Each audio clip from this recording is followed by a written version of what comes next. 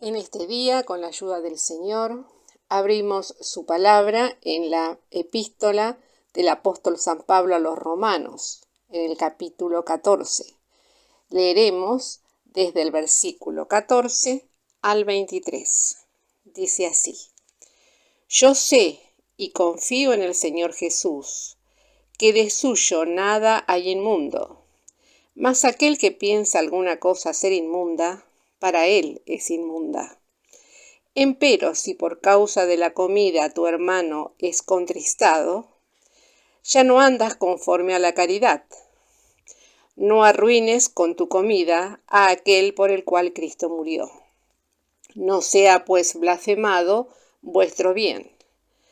Que el reino de Dios no es comida ni bebida, sino justicia y paz y gozo por el Espíritu Santo.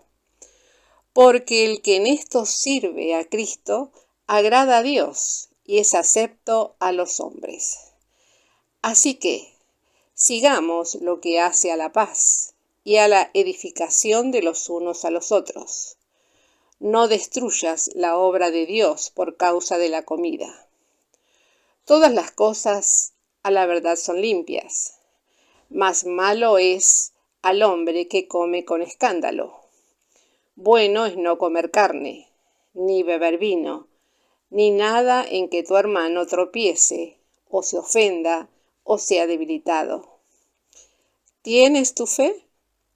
Tenla para contigo delante de Dios.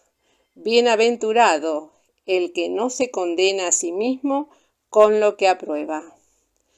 Mas el que hace diferencia, si comiere, es condenado, porque no comió por fe, y todo lo que no es de fe es pecado. Hasta aquí la lectura de la palabra del Señor. La meditación de este día la encontramos en el versículo 19, la primera parte, que dice: Así que sigamos lo que hace a la paz. Cualquiera sea el tiempo que haya transcurrido desde el día que nos hemos convertido, es interesante decir que este versículo nos está exhortando a una vida de crecimiento cristiano, en primer lugar respecto a nuestra relación con Dios. Eso significa dejar los pecados que aún tenemos, los amores a las cosas terrenas, las debilidades, etc. Como así también verificar cuáles son las obras buenas que no realizamos. Todo ello con el fin de corregirnos y seguir lo que hace a la paz con Dios.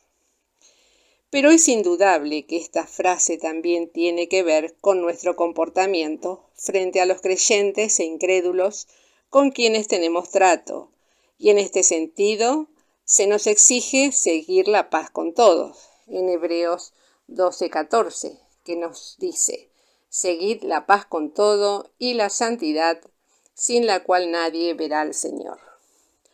Muy especialmente hablando de los hermanos en la fe, aquellos con los cuales compartimos actividades espirituales, reuniones y desde luego el mismo sentir espiritual, como se lee en 1 Tesalonicenses capítulo 5, versículo 13, que dice así: Tened paz los unos con los otros. Efesios 4:3 leemos: solícitos a guardar la unidad del espíritu en el vínculo de la paz. Pero no debemos olvidar que la Biblia agrega: si se puede hacer cuanto está en vosotros, tened paz con todos los hombres. En Romanos 12:18.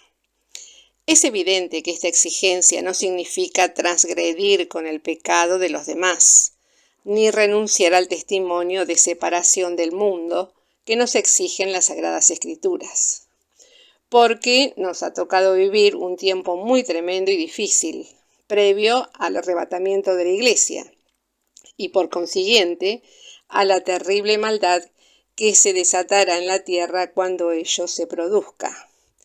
Esto se puede leer en 2 Tesalonicenses 2, del 6 al 12. Por lo tanto, quizás Satanás utilice a muchos de sus hijos para hacernos la guerra e impedir que se cumpla este propósito que Dios tiene con nosotros. No obstante ello, tenemos que amar aún a nuestros enemigos, bendecirles y desearles el bien, como enseñó el Señor en el Sermón del Monte en Mateo 5, del 43 al 48.